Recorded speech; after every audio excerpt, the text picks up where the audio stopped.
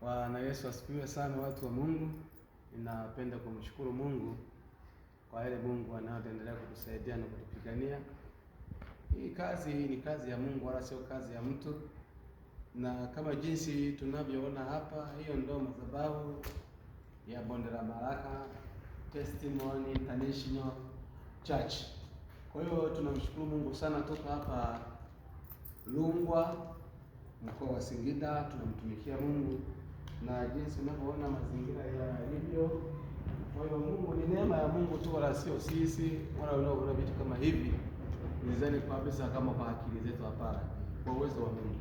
Jinsi unavyoona kuna vifaa ni zinaitwa gloves, unaona ni kwa ajili ya kumtumikia Mungu kama jinsi kwenye maandiko matakatifu yanasema.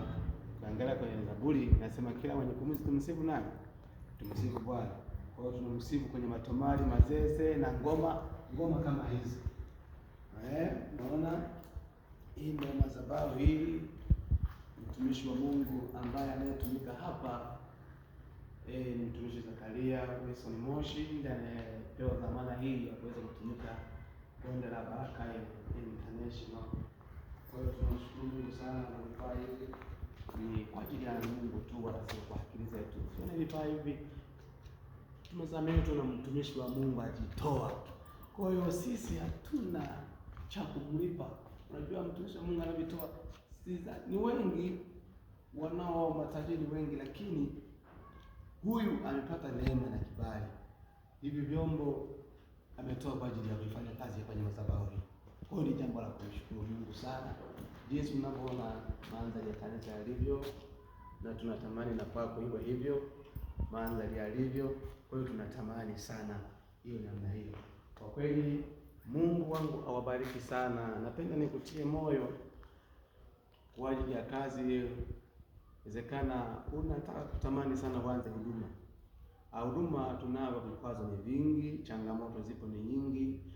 Jipe moyo ili uweze kushinda, kwa sababu Mungu ana mahala hapo anataka ufike wewe.